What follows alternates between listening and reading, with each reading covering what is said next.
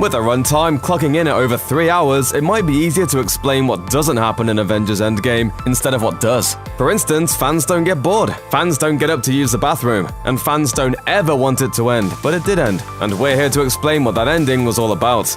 Here's the ending of Avengers Endgame explained, with lots of spoilers ahead.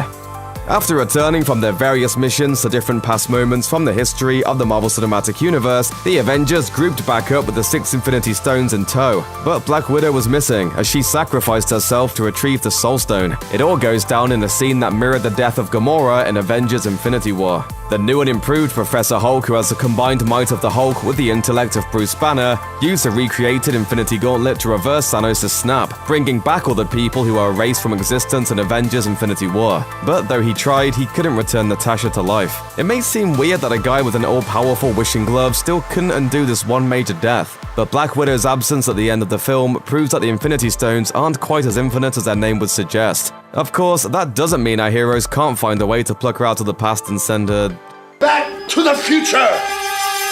Okay, so here's where things get weird. On their trip back to 2014 to get the Power Stone, seen in the beginning of Guardians of the Galaxy, our timeline's Nebula was captured by Thanos, who secretly replaced her with the evil 2014 version of Nebula. Having infiltrated the Avengers headquarters, evil Nebula then summoned 2014 Thanos and his armies using the time machine. They blew everything up, with evil Nebula getting a hold of the new Infinity Gauntlet in a callback to the original comics. But then the good Nebula from the real timeline shot her younger evil self stone dead. Luckily, this didn't affect the good Nebula at all. So what does that mean? It proves that heroes' pasts can't be changed, and that alternate universes are probably something the MCU is going to need to sort out in Phase 4.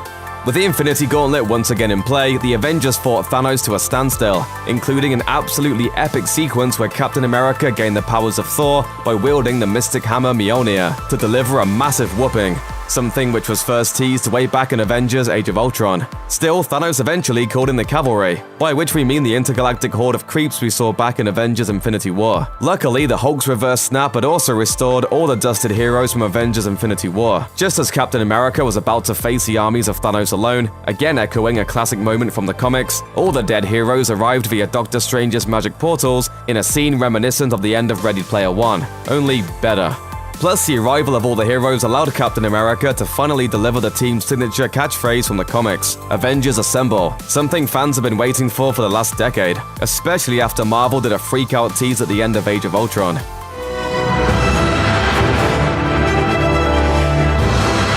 Avengers!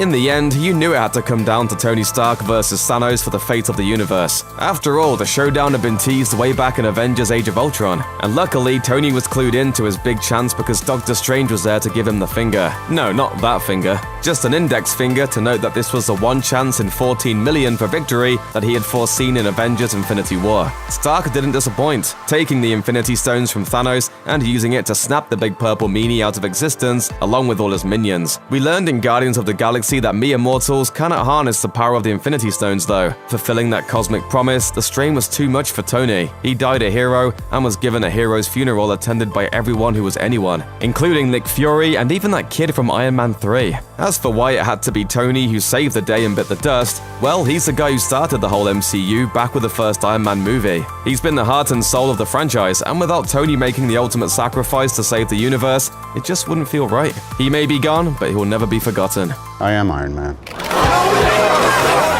Following Tony's funeral, Captain America was tasked with returning the Infinity Stones to their proper places and time, in order to ensure that no more alternate universes were created. But in a big twist, Cap decided not to come back from his time travel jaunt. Instead, he returned to the 1940s so he could finally have that dance he promised Peggy Carter back in Captain America, the first Avenger. And then he stayed there, apparently marrying her and living a long and full life. You're gonna need a rain check on that dance. A week next Saturday at the Stork Club. So Steve Rogers at least got a happy ending, and so did his buddy Sam Wilson, aka the Falcon. Not only was he brought back to life, but an old Steve Rogers, still spry at well over 100, turned up to present Sam with this indestructible shield and the charge to carry on as the new Captain America, a development that also took place in the comics several years ago.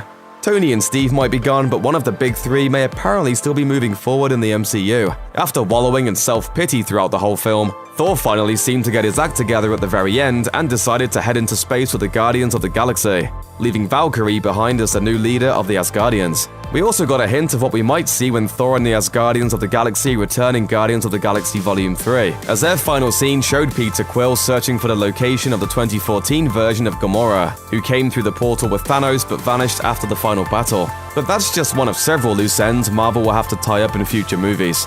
We won't have to wait long to see the fallout from Avengers Endgame, as the teasers for Spider-Man Far From Home suggest Peter Parker and Happy Hogan will be dealing in very different ways with the loss of Tony Stark. They aren't the only ones with things to work through though. After stealing the Tesseract again, Loki got a second chance at life that seems likely to be explored in the upcoming Loki series on Disney's new streaming service, Disney+.